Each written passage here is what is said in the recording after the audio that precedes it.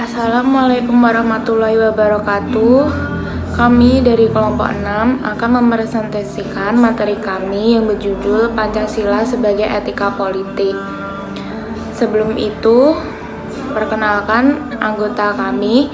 Yang pertama adalah saya, Vera Melinda, dengan nomor NIM 202132018. Kemudian rekan saya yang bernama Ila Wulan Windari dengan nomor NIM 202132011. Pengertian dari etika. Apa itu etika? Secara etimologi berasal dari bahasa Yunani, yaitu ethos, yang memiliki arti sifat watak, kebiasaan yang baik, dan sedangkan etikos memiliki arti susila, keadaban, perbuatan yang baik, yang berarti tata cara atau perlakuan yang baik. Jadi, etika adalah kebiasaan baik yang dapat ditimbulkan dengan adanya sifat atau perilaku yang sopan dan adab menghadapi lingkungan masyarakat. Yang kedua adalah politik, yang memiliki arti macam-macam kegiatan dalam suatu negara yang menyangkut proses tujuan itu dengan diikuti tujuan pelaksanaan tersebut. Menurut KBBI, politik yaitu pengetahuan mengenai ketatanegaraan tentang sistem dan dasar pemerintahan suatu negara. Etika sendiri dibagi menjadi dua, yaitu etika umum dan etika khusus. Etika umum adalah etika yang mempertanyakan prinsip dasar yang ada di dalam tindakan manusia. Yang kedua adalah etika khusus. Etika yang membahas prinsip-prinsip tersebut lalu dihubungkan dengan kewajiban manusia dalam berbagai lingkungan kehidupannya. Selanjutnya adalah etika politik. Etika politik adalah perilaku dan perbuatan yang berasal dari nilai moral dan nilai hukum dalam melakukan kegiatan politik. Tujuan etika politik sendiri adalah menjelaskan perilaku buruk dan baiknya dalam berpolitik. Etika politik bersifat umum tanpa adanya ikatan golongan dari kelompok tertentu. Selanjutnya adalah prinsip-prinsip dasar etika politik kenegaraan modern. Yang pertama adalah pluralisme, yang berarti kita harus menerapkan kehidupan yang positif dan baik dan penuh toleran bersama masyarakat. Yang kedua adalah HAM. Dengan memahami jaminan hak asasi manusia itu merupakan bukti dari kemanusiaan yang adil dan beradab. Setiap manusia wajib untuk diperlakukan adil dan baik tanpa pandang bulu dari suku dan budaya manapun. Yang ketiga adalah solidaritas bangsa. Manusia harus sadar jika untuk tidak melanggar kepercayaan dan tanggung jawab dari masyarakat yang telah mempercayai seseorang untuk menjalankan tugas dan kewajibannya dalam pemerintahan. Yang keempat adalah demokrasi. Kita harus memiliki kesadaran bahwa mereka yang dipimpin berhak menentukan siapa yang memimpin mereka.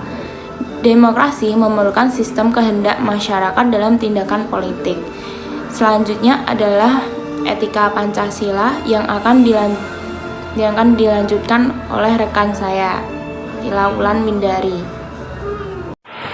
Materi selanjutnya, etika Pancasila.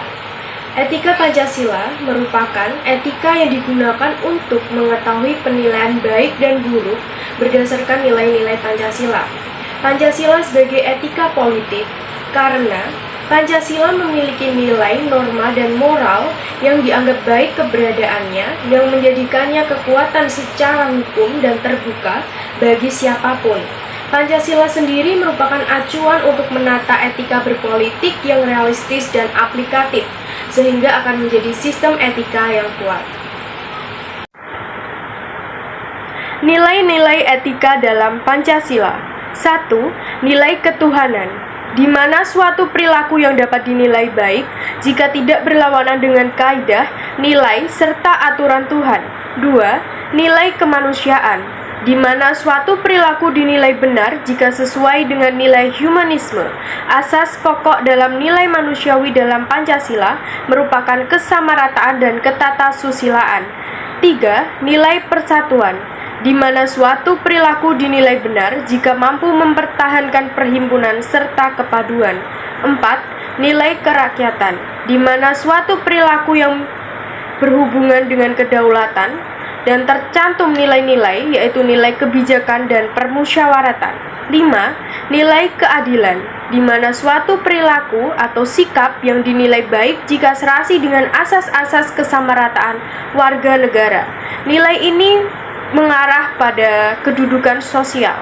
Seluruh masyarakat berperan untuk menciptakan keadilan.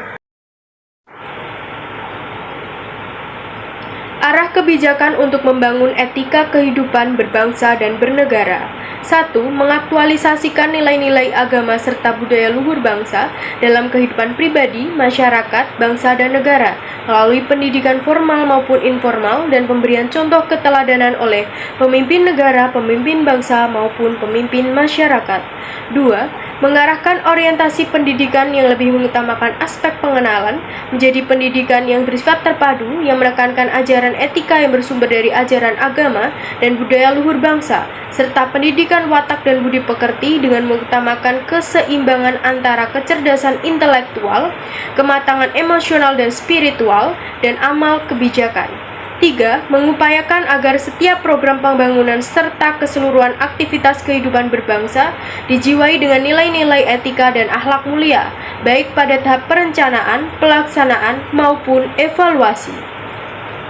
Sekian presentasi dari kami. Apabila ada kesalahan kata, kami mohon maaf sebesar-besarnya.